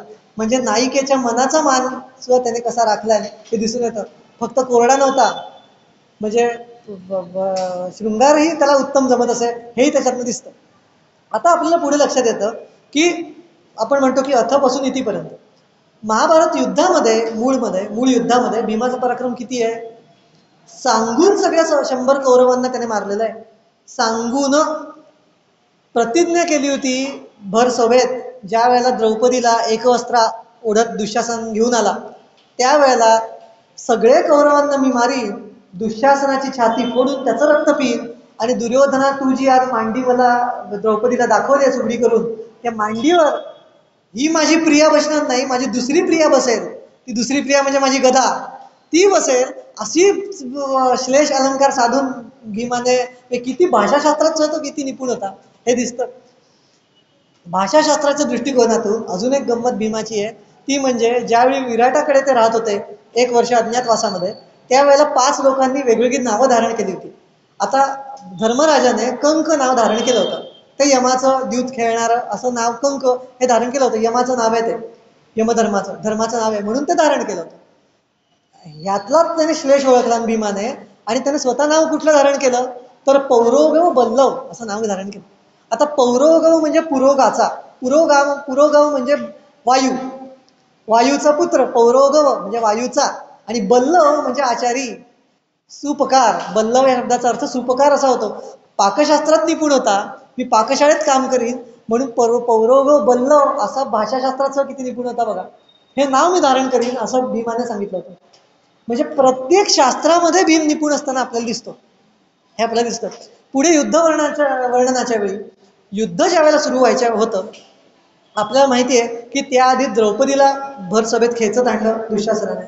द्रौपदी वस्त्रहरण झालेलं नाही हे पुन्हा पुन्हा सांगतो. द्रौपदीचं वस्त्रहरण झाल्याचा उल्लेख मूळ महाभारतात नाही. द्रौपदी वस्त्रहरणाच्या वेळी दुःशासनाने जो तिच्या निरीला हात घातला होता तो गर्भगळीत झाला दुःशासन असं म्हटलंय, कारण भीमाने प्रतिज्ञा केली. ती प्रतिज्ञा काय केली की जो हात तू आज घातलायस माझ्या बायकोच्या निरीला तो हात तुझा उपटीन मुळासकट आणि तुझं रक्त प्राशन करीन, असं इतकी भयंकर प्रतिज्ञा केल्यामुळे तो गर्भगळीत होऊन खाली बसला. हाता हा असा शब्द आहे, बसला खाली, त्राण निघून गेले असा शब्द आहे. निरी खेचल्याचा उल्लेख कुठलाही नाही, म्हणजे वस्त्र खेचल्याचा आणि कृष्णाने वस्त्रावतार घेतला असं वर्णन अजिबात नाहीये. उलट ज्यावेळी महाभारतात पुढे ज्यावेळेला कृष्ण वनामध्ये भेटतो कौरवांना पांडवांना, त्यावेळेला तो द्रौपदीला म्हणतो की सभेमध्ये तू माझं स्मरण केलंस पण तरी सुद्धा मला काही करता आलं नाही, त्यामुळे माझे ऋण, माझ्यावर जे ऋण आहेत ते वाढलेत खूप तुमचे, आणि म्हणून कौरवांचं निपात केल्याशिवाय आता काही मी स्वस्थ बसणार नाही असं कृष्णाने म्हटलं. जर का त्याने वस्त्र पुरवली असतील तर तो हमखास म्हणाला असता तिथे. त्यावेळेला तो म्हणतो की मी त्यावेळेला येऊ शकलो नाही कारण मी अनर्थ देशामध्ये शाल्वाचा पराभव करायला गेलो होतो, असं स्पष्ट कृष्णाने म्हटलेलं आहे. म्हणजे कृष्णाचा संबंध तिथे सभेमध्ये काही नाही हे कृष्णच म्हणालेलं आहे, हे आपल्या लक्षात येतं. पुढे त्यावेळी सुद्धा भीमच उठून उभा राहिला होता. मी जिंकले गेले की नाही द्यूतामध्ये हे ज्यावेळेला द्रौपदी विचारते त्यावेळेला भीमच म्हणतो की ज्या वेळेला द्रौपदीला द्यूतात हा लावतो कोण, युधिष्ठिर, त्यावेळेला तो म्हणतो युधिष्ठिरा, जे नाटककार असतात त्यांच्या नाटक कंपन्या, नाटक शाळा ज्या असतात त्या अनेक असतात, जे रंगेल लोक असतात त्यांच्या अनेक नाटक शाळा असतात, पण ते कधी जुगारात त्याला लावत नाहीत. पण तू आपल्या अधिकाराच्या बाहेरचं कृत्य आज द्रौपदीला, स्वतःच्या धर्मपत्नीला पणाला लावून केलेलं आहेस. सहदेवा, ज्या हातांनी हे फासे खेळलाय तो, ते हातच त्याचे जाळून टाकतो आज. सहदेवा उठ आणि अग्नी आण, असं त्याने जोरात गर्जना केली भीमाने. आणि तेव्हा ही का गर्जना केली, कारण आपल्या भावाकडनं असं कृत्य होऊ नये म्हणून. पण व्हायचं तेच झालं, द्रौपदी पणाला लावली आणि सगळी वाताहत झाली पांडवांची. ही झाल्यानंतर 13 वर्ष वनवास भोगल्यानंतर युद्धाची वेळ ज्यावेळेला आली त्यावेळेला प्रथम सेनापती कोण असं ज्यावेळेला विचार सुरू झाला, त्यावेळेला सेनापतीच्या वेळी तिकडनं उभा राहिला होता तो म्हणजे शिखंडी, पहिला सेनापती शिखंडीच उभा राहिला होता तिकडनं. प्रथम सेनापती तिकडनं प्रथम सेनापती शिखंड, दृष्टद्युम्न राहिला होता. दृष्टद्युम्न नव्हे राहिला, तिकडनं शिखंडीच राहिला होता. तिकडनं हा आपला भीष्म राहिला होता प्रथम सेनापती म्हणून. तर इकडचा सेनापती कोण, तर इकडनं अर्जुन म्हणलं की दृष्टद्युम्नाला ठेवूया. तर आता दृष्टद्युम्नाला ठेवण्याचं काहीच गरज नव्हती. ज्या क्षणी तिकडनं भीष्म सेनापती म्हणून उभा राहिला त्या क्षणी भीमाचे उद्गार आहेत की शिखंडीला पुढे करा म्हणून. 10 दिवस तो नाच संहार केल्यानंतर भीष्मांकडे जाऊन आल्यानंतर शिखंडीला पुढे केलं पांडवांनी. पण पहिल्याच वेळी भीम सांगते जर का ते ऐकते तर त्यावेळेला 10 दिवसात पहिल्याच दिवशी शस्त्र टाकली असती भीष्मांनी. पण संहार झाला, फुकट संहार 10 दिवस केला, कारण भीमाचं ऐकलं नाही. अर्जुन म्हणतो म्हणून दृष्टद्युम्न, कृष्ण म्हणाला दृष्टद्युम्नाला करूया. दृष्टद्युम्नाला काही संबंधच नाही तिथे. दृष्टद्युम्न हा ह्याचा द्रौपदीचा भाऊ, त्याला कशाला उभं करायची काही जरूरच नव्हती. तो मारणार होता द्रोणाचार्यांना. दृष्टद्युम्न हा द्रोणाचार्यांना मारण्यासाठी जन्माला आलेला आहे, द्रुपदाचा मुलगा, द्रौपदीचा मुलगा भाऊ दृष्टद्युम्न. तो द्रोणाचार्यांना मारण्यासाठी जन्माला आला होता, त्याचा भीष्मांशी काही संबंध नव्हता. भीष्म हे शिखंडी पुढे शस्त्रत्याग करणार हे भीमाला माहिती होतं, पण भीमाचं ऐकलं नाही. नेहमीप्रमाणे झाला, भीमाचं न ऐकल्यामुळेच नुकसान पांडवांचं झालं. पुढे सुद्धा ज्या आपण म्हणतो की द्रोणाचार्यांपुढे किंवा भीष्मांपुढे कोणाचं चालत नसेल, ज्यावेळी जयद्रथ वधाच्या वेळी ज्यावेळी जयद्रथ आत सेनेमध्ये त्याला आत नेऊन ठेवलं होतं, त्यावेळी अर्जुन आणि कृष्ण हे त्याला मारायला तो व्यूह सोडवत आत जात होते. ते सोडवत आत जाताना समोर द्रोणाचार्य आले. आल्यानंतर अर्जुनाला त्यांना थांबवता येईना. त्यांच्याशी स्पर्धा अर्जुनाला करता येईना, म्हणून कृष्ण म्हणाला आता आपल्याला जयद्रथाला ठार करायचंय, तर तू यांची क्षमा माग, त्यांना नमस्कार कर, म्हणजे तुला जाऊ देतील. म्हणून याने माघार घेतली अर्जुनाने, नमस्कार केला आणि द्रोणाचार्याने त्याला आत जाऊ दिलं. परत सात्यकी आला. आता ते दोघं आत गेल्यानंतर युधिष्ठिर तिकडे चिंतेत पडला की हे काही बाहेर येत नाहीत, गेले कुठे, बहुतेक अर्जुन मेला असं त्यांना वाटलं. कृष्णही गेला असं युधिष्ठिरला शंका आली, म्हणून त्याने सात्यकीला पाठवलं. सात्यकीलाही द्रोणाचार्य जमेना म्हणून द्रोणाचार्यांपुढे तोही नमला. द्रोणाचार्याने त्याचा रथ जाऊ दिला. आता पुढे आला तो म्हणजे भीम. त्याला शेवटी युधिष्ठिराने भीमाला पाठवलं की तूच जाऊन बघून ये. आता भीम पाठवल्यानंतर द्रोणाचार्यांना वाटलं होतं की आता भीमही माघार घेईल, म्हणून ते समोर आले आणि तुला आता मी जाऊ देतो असं. पण भीम म्हणाला की भीम जायला लागला बाजूने, त्यांना डावलून जायला लागला बाजूने, त्यांना नमस्कारही केला नाही, काही नाही केला, बाजून जायला लागला की आता आपलं जयद्रथाच्या इथेच गेलं पाहिजे म्हणून. तर त्यावेळेला मुद्दाम भीमाला थांबवून ते म्हणाले, अरे आपल्या गुरूंशी लढणार नाहीस की काय, आपला गुरु शत्रूहून समोर आहे, तू लढणार नाहीस की काय. त्यावेळेला भीम म्हणतो की आजवर मी तुम्हाला गुरु म्हणून बघितलं, पण आज तुम्ही स्वमुखानेच कबूल करताय की तुम्ही माझे शत्रू झालाय, तर आज आता बघा भीम काय करतो ते. म्हणून भीम उठला आणि भीमाने धनुष्य हातात घेतलं. धनुष्य हातात घेतल्यानंतर द्रोणाचार्यांनी ते धनुष्य मोडून टाकल्यानंतर शस्त्रही म्हणजे निकामी झाली भीमाची. ती भीमाची निकामी झाल्यानंतर अनेक बाणांची वृष्टी ह्यांच्याकडनं चालू झाली द्रोणाचार्यांकडनं. तिला न जुमानता असं वर्णन व्यासांनी केलंय की भीमाने चिलखत घातलं, डोकं असं समोर केलं, हात असे आपल्या छातीवर ठेवले आणि धावत रथाकडे गेला द्रोणाचार्यांच्या. सगळी बाण अंगावर झेलत ते रथाच्या इथे जाऊन रथ अख्खा हातात घेऊन रथासकट द्रोणाचार्यांना भिरकवून दिलं, असं वर्णन केलेलं आहे. आता द्रोणाचार्य भयंकर तिखट योद्धे होते, त्यांनी अजून एक रथ घेतला, परत भीम तिथे गेला, तो रथासकट भिरकावून दिला, असं 16 रथ भिरकावले, असं वर्णन केलं. शेवटी ते नमले आणि निघाले, कारण रथच उरले नाहीत.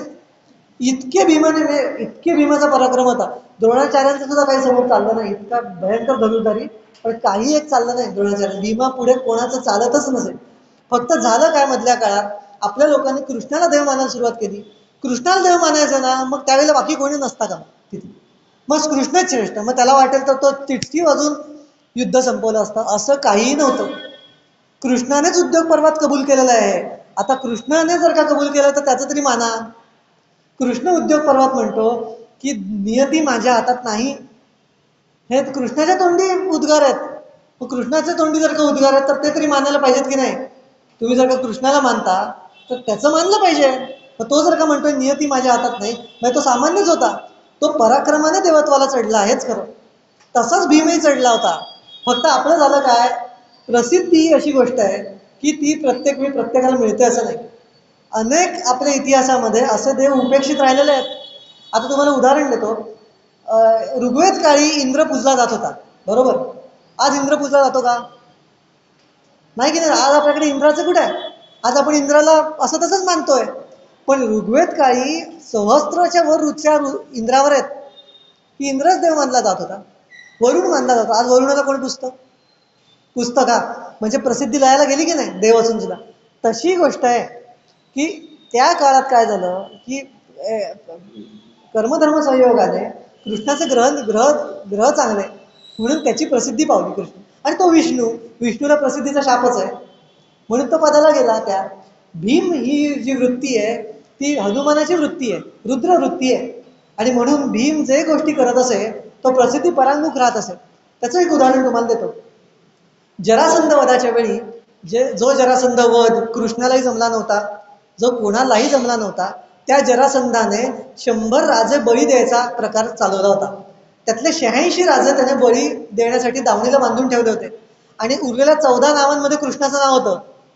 आणि कृष्ण जरासंधासमोरनं 16 वेळा पळून गेलेला आहे असं त्यानेच सांगून ठेवलेलं आहे. आता आपल्याला जरासंध ऐकत नाही हे म्हटल्यानंतर ज्या वेळेला पांडव राजसूय यज्ञ करायला लागले त्यावेळेला कृष्ण तिथे आला आणि कृष्ण त्यांना येऊन म्हणाला की राजसूय यज्ञ तोपर्यंत पूर्ण होत नाही जोपर्यंत पृथ्वीवर स्वामित्व येत नाही. आणि आज पृथ्वीवर स्वामित्व जरासंधाचं आहे, धर्मराजा तुझं नाही आहे. त्यामुळे जोपर्यंत तू जरासंधाला मारत नाहीस, तोपर्यंत विजय मिळत नाही, तोपर्यंत तुझा राजसूय पुरा व्हायचा नाही. म्हणजे कृष्ण काय करू बघत होता? राजसूय यज्ञाचं निमित्त करून भीमातर्फी जरासंधाचा काटा काढायचा विचारत होता. कारण जरासंध त्याला जड गेला होता. जरासंध हा यादवांना कायमच जड गेलेला आहे आणि म्हणून यादवांनी अख्खी नगरीच्या नगरी द्वारका वसवली होती. लांब कुठेतरी समुद्रात बेट द्वारका वसवली होती जाऊन. इतके लांब गेले होते पळून मथुरेपासून. ह्यानेच लिहून ठेवलंय, हरिवंशातही आहे, कृष्णाने कबूल केलेलं आहे. कृष्ण सत्यवचनी होता, सत्यमार्गी होता, त्याने कधी काही लपवून ठेवलेलं नाही. पण त्याची हुशारी अशी अद्वितीय कृष्णाची की त्याला माहिती, आत्मविश्वास होता की भीम हे काम करू शकेल, की मला जमत नाहीये ना, भीम करेल असं. कारण भीमामध्ये ते बळ होतं. आणि कृष्णाने बोलून दाखवलं की की आपण जरासंधाचा काटा काढूया. हे काढल्याबरोबर भीम युधिष्ठिराला म्हणाला, युधिष्ठिर, जो राजा दुसऱ्या राजावर अवलंबून राहतो, कारण युधिष्ठिर तिकडे काय बोलायला लागला होता, हे कृष्णा तुझ्याकडनं काटा निघाला नाही, आमचं काय होईल, आम्ही काय करणार, जरासंधाला आम्ही काहीच करू शकत नाही, तुला जर का झेपलं नाही ते तर आम्हाला कुठून झेपणार. त्यावर भीम म्हणतो की जो राजा दुसऱ्या राजावर विसंबून राहतो तो जंगलात वारुळाप्रमाणे नष्ट होतो. वारूळ जसं नष्ट होतं जरा वेळाने, कारण ते अवलंबूनच असतं की कोणी यावं आणि विस्कटून जावं वारूळ, तसा नष्ट होतं. म्हणून आपणच आपला उत्कर्ष साधला पाहिजे. म्हणून मी, धनंजय आणि कृष्ण असे तिघे जातो आणि 3 अग्नी जसं यज्ञीय कार्य साधतात तसं आम्ही 3 अग्नी हे काम पुरे करू. माझ्याकडे दुर्धर शारीर बळ आहे असं भीम म्हणाला. कृष्णाकडे अतिशय उत्तम राजनीती वास करते आणि अर्जुनाकडे विजय आहे. हे 3 जसे काम करतात अग्नी, तसं आम्ही जरासंधाकडे जाऊ आणि हे कार्य संपन्न करू असं भीम म्हणाला. आणि हे नेत असताना व्यासांनी वर्णन केलंय ते कसे शोभले, तर व्यास म्हणतात की जसा सूर्य, अग्नी आणि चंद्र असे जावेत तसे, सूर्य म्हणजे भीम, कृष्ण म्हणजे शीतलता, कृष्ण म्हणजे चंद्र आणि अग्नी म्हणजे अर्जुन, असे 3 ते शोभले असं व्यासांनी वर्णन केलं. म्हणजे ह्या तिघांमध्ये श्रेष्ठत्व व्यासांनी भीमालाच दिलेलं आहे. आता आपल्या तिथे गेल्यानंतर जरासंध इतका धूर्त आणि मुत्सद्दी होता, त्याने बरोबर ओळखलं ब्राह्मणाचा वेश करून आलेले हे तिघं जरी असले तरी त्यांच्या खांद्यावर व्रण जे आहेत ते मात्र क्षत्रियाचे आहेत. हाताला त्यांचे हात जे ते राठ लागतात हस्तांदोलन केल्यानंतर. ते केल्यानंतर तो ओळखलं त्याने, जरासंधाने, की तुम्ही कोण खरे आहात हे मला कळलेलं आहे. हा यादव श्रेष्ठ वासुदेव आहे, हा भीम आहे आणि हा धनंजय आहे, हे त्याने ओळखलं. आता तुम्ही कशासाठी आलात ते सांगा. आणि तो म्हणतो की माझं वैर फक्त कृष्णाशी आहे, तुम्ही लोक कशाला आलेला इथे. तर त्यावेळेला तो म्हणतो की कृष्ण त्याला लगेच म्हणतो की आमच्या तिघांपैकी कोणाशी युद्ध कर, तिघांपैकी मल्लयुद्ध कर आणि मल्लयुद्ध कर आणि आपण त्याचा परिणाम बघूया. त्याच्यासाठी आम्ही तुला मारायलाच आलेलो होतो असं स्पष्ट कृष्णाने तिथे सांगितलं त्याला.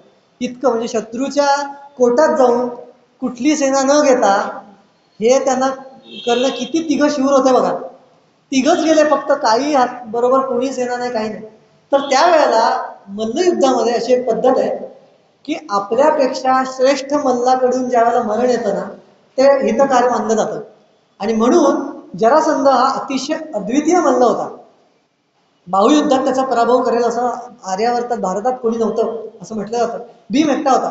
म्हणून हे त्याला माहिती होतं. म्हणून तो म्हणाला की कृष्णा, तुझ्याबरोबर मी युद्ध केलेलं आहे, 16 वेळा तू माझ्याकडनं पळून गेलेला आहेस, मला तुझ्याशी काही युद्ध करायचं नाही. अर्जुन अजून लहान आहे, अर्जुनाशी मी युद्ध करणार नाही, कारण तो बाल आहे. भीमच सरस मुष्टियुद्ध करणार आहे, मल्लयुद्ध करणार आहे. म्हणून भीम हा वृकोदर जो आहे तो माझ्याबरोबर युद्ध करील. 18 दिवस युद्ध चाललं त्यांचं. आणि अहोरात्र चाललं असं वर्णन आहे. 18 दिवस न झोपता युद्ध चाललेलं आहे. भीम 18 दिवस युद्ध करत होता जरासंधाशी. काय तेज असेल बघा त्याच्याकडे. आता लोक प्रश्न विचारतात की 18 दिवस एखादा पुरुष न झोपता राहणं अशक्य आहे. परवाची गोष्ट आहे इथे, परवाची मुद्दामून मिळून सांगतो. परवा एका महाराष्ट्रातल्या एका मुलीने 5 दिवस न थकता न झोपता नृत्य करून Guinness book of world record मध्ये नोंद केले. 5 दिवस न झोपता नृत्य करत होती. 5 दिवस ही 5 फूट छोटीशी लहानशी मुलगी जर का नृत्य करू शकते, तर भीमाची उंची किती सांगितली आहे महाभारतामध्ये? 6.5 ते 6.25 फूट उंच होता. छातीचा घेर भीमाचा 65 इंच होता, असं वर्णन केलं. इतका मोठा पुरुष, इतका तगडा पुरुष, जो 10-12 तास मल्लयुद्धाचा सराव करत असे, तो सहज 18 दिवस न झोपता राहील. त्यात नवल काय? ही छोटीशी मुलगी 5 दिवस जर का करू शकते, तर भीम नाही करू शकणार 18 दिवस? त्रैराशिक मांडा शक्ती अगदीच सहज शक्य आहे. तर ह्या तऱ्हेने आणि 18 दिवस युद्ध झाल्यानंतर भीमाचे उद्गार असे व्यासांनी सांगितलेत की भीम आता कृष्ण आणि हे अर्जुन हे बाहेर उभे राहून बघत होते. त्यावेळेला भीम म्हणाला, आज मी अनेक मल्लांशी लढलो, पण आजवर मला असा अद्वितीय योद्धा जरासंधासारखा दिसला नाही. आता कृष्णाला तिकडे आलं टेन्शन. कृष्णाला आलं संशय आला की अरे आता जर का हा त्याचं कौतुक करतोय भीम, आणि आता जर का जरासंध शरण आला भीमाला, तर भीम मोठ्या मनाचा आहे, भीम जरा क्षमा करून टाकेल लगेच, आणि क्षमा केल्यानंतर हा जरासंध बाहेर येऊन मला ठार करेल लागलीच. हे झाल्यानंतर आता ह्याचा नियम काय असतो मल्लयुद्धाचा, की बाहेरच्या लोकांनी काही बोलायचं नाही. तर आपल्याला ती कथा आता कानावर पडत आलेली आहे की कृष्णाने तिथली काडी घेतली, ती फेकली. पण त्या काडी फेकण्याला महाभारतात काडीचाही आधार नाहीये. मूळ महाभारतामध्ये ही कथाच नव्हे. मूळ महाभारतामध्ये व्यास असं म्हणतात की कृष्णाला संशय आला की भीम त्याला क्षमा करेल, म्हणून कृष्ण त्याला म्हणाला, बा भीमा, मल्लयुद्धात असं वचन आहे की आपल्या समोरचा प्रतिद्वंदी जो असतो, तो जसा आपल्याशी युद्ध करेल तसं तू युद्ध कर. जो ग्लांत झालेला आहे त्याला अधिक श्रमवणं बरोबर नाही. ह्याच्यातनं बरोबर ओळखलं भीमाने की अच्युताला याला ठारच करायचंय जरासंधाला. म्हणून त्याने गरा गरा गरा गरा 100 वेळा फिरवलं तिथे जरासंधाला, पाडलं खाली, फेकून दिलं, पाडलं.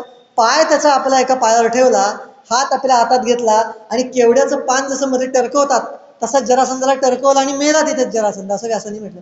परत काही जुळला बिळला नाही. ते परत जुळला 100दा 100 परत वेळेला असं काही झालेलं नाही. कुठेही अशी नोंद नाही. ही खोटी कथा आहे. तिथे तो मेला. तो मेल्यानंतर आपल्याला लक्षात घेतलं पाहिजे की 86 राजे ज्याच्या अधिपत्याखाली होते, त्या जरासंधाला मारून अख्ख्या पृथ्वीचा सम्राट बनला होता भीम. आणि त्या त्या इतका कृष्णाला त्यावेळेला आनंद झाला की तो जरासंधाच्याच घरात गेला, तिकडे आत गेला, रथ जिथे ठेवलेला तिथे गेला. एक रथ स्वतःच्याच हाताने सजवला कृष्णाने, त्यात भीमाला बसवलं, स्वतः सारथ्य केलं, आणि अख्ख्या नगरीतनं भीमाची हे केली, मिरवणूक काढली, असं वर्णन केलंय. कृष्णाकडनं असा मान एकट्या भीमालाच मिळालेला आहे अख्ख्या आयुष्यात. आणि अर्जुनाला चौऱ्या ढाळ्याला लावलं होतं, तिथे उभा केला होता बाजूला. जर का अर्जुन त्याचा प्राणप्रिय ना, त्याला उभा केला होता तिथे, भीमाजवळ चौरी ढाळ्याला उभा केला होता. अशी गंमत आहे. ही आपल्याला लक्षात येतं. आणि ते झाल्यानंतर, इतकं सगळं झाल्यानंतर सुद्धा भीमाने ते राज्य मोठ्या मनाने युधिष्ठिराच्या पायी वाहिलं. आणि ते झाल्यानंतर एवढं वाहून त्या युधिष्ठिराला आयतं मिळालेल्या राज्याची किंमत नाही, म्हणून त्याने ते द्यूतात लावलं. आहे की नाही? असं झालं. आणि हे झाल्यानंतर शेवटची आपण युद्ध ज्या वेळेला संपलं, सगळं झाल्यानंतर इथपर्यंत ज्या वेळेला आपण येतो, त्यावेळेला शेवटी लोह भीमभंग आपल्या येतो. ज्यावेळेला धृतराष्ट्राला भेटायला ज्यावेळेला गेले, त्यावेळेला लोह भीमभंगाच्या वेळी लोहाचा पुतळा भीमाने समोर केला. धृतराष्ट्राने अशी सोय केली होती की भीमाला मिठी मारायची आणि त्याला ठार करायचं. कृष्णाने ओळखलं होतं, म्हणून दुर्योधन भीमाच्या एका पुतळ्यावर सराव करत असे, लोखंडाच्या, भीमाशी युद्ध करण्यासाठी. तो पुतळा त्याने समोर केला आणि धृतराष्ट्राने त्या पुतळ्याला मिठी मारली. त्या मिठी मारल्यामुळे तो पुतळा तुटला. आता आपल्याला असं वाटतं की कृष्णाने भीमाला वाचवलं. नाही, कृष्णाने धृतराष्ट्राला वाचवलं. जो भीम बकासुराच्या आवळण्याने आपला बकासूर झाला, हिडिंब राक्षसाच्या आवळण्याने मेलेला नव्हता, तो धृतराष्ट्राच्या आवळण्याने मेला असता का?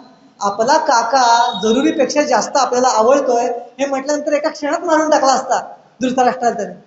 फक्त तो भीमाला लागू नये, कलंक लागू नये आपल्या काकाला मारण्याचा, म्हणून त्याच्यापासून कृष्णाने त्याला वाचवलं.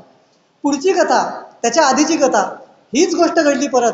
बलराम ज्यावेळेला धावून आला होता, बलराम की गदा युद्ध दुर्योधनाचं आणि भीमाचं झाल्यानंतर दुर्योधनाची मांडी फोडली. आणि म्हणून अनिती केली दुर्योधनाने, अधर्म केला भीमाने असं म्हणून बलराम म्हणजे या दोघांचा जो गुरु गदा युद्धाचा तो लगेच आला की भीमाने असं कसं केलं.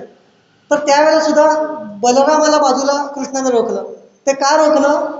बलराम जर का आला असता तर कृष्णाने भीमाने बलरामालाही ठार केलं असतं. बलराम नसता त्याच्यावर वर चढवू शकला, अजिबात नाही. बलरामाला ठार निश्चित केलं, कारण बलरामाला जो आवरला नव्हता जरासंध त्याला मुष्टी युद्धात मारलं होतं, मल्लयुद्धात फक्त भीमाने. इतका ताकदवान भीम होता. बलराम मारू शकला नसता त्याला. ह्याला इजा होऊ नये म्हणून ह्याने बाजूला केलं कृष्णाने. हे खरं कारण आहे. आपल्याला महाभारत जे सांगण्यात आलेलं आहे ना ते एकांगी सांगण्यात आलेलं आहे. एकच कुठलं तरी व्यक्तिमत्व घ्यायचं, त्याच्या अनुरोधाने करायचं. पण ज्या वेळेला पुरावे आपण बघतो आणि संस्कृत साहित्याचा आपण अभ्यास करतो, आता वृकोदर शब्द भीमाला योजलाय. वृक या शब्दाचा अर्थ काय आहे?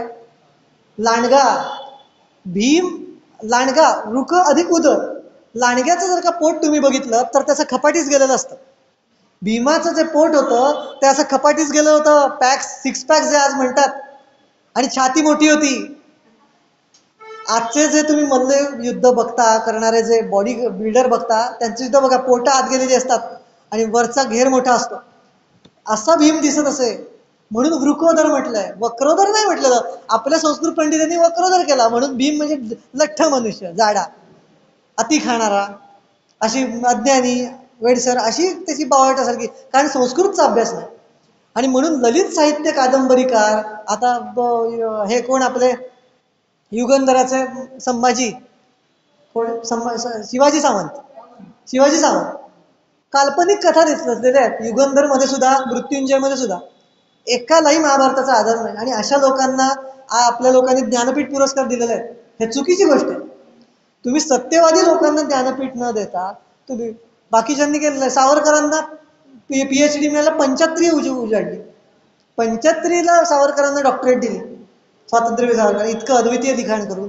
आणि अशा लेखकांना आज आपल्या सरकारने, हे काँग्रेसच्या काळातच झालेलं आहे, तसंच झालेलं आहे, त्यांनी दिलेलं आहे. सत्याशी काही संबंध नसला म्हणजे सरकारची मर्जी प्राप्त होते, असं आहे. सत्य जो बोलेल ना त्याला डावललं जातं, हे असं आहे.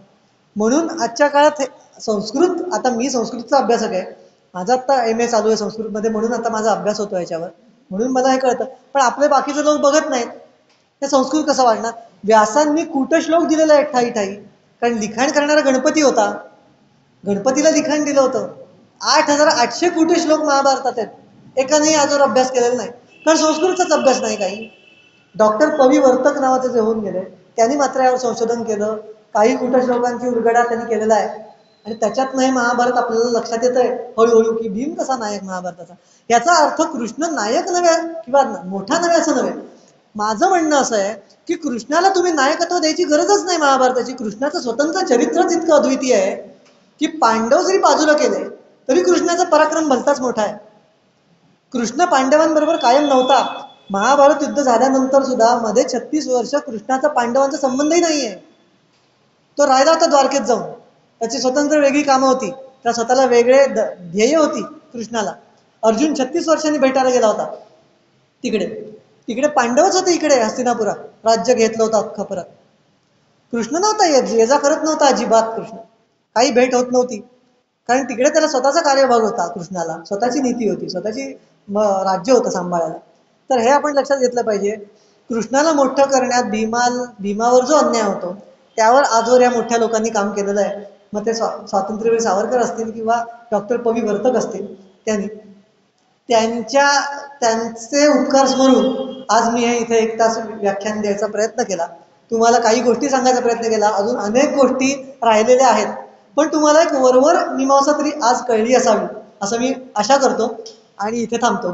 धन्यवाद.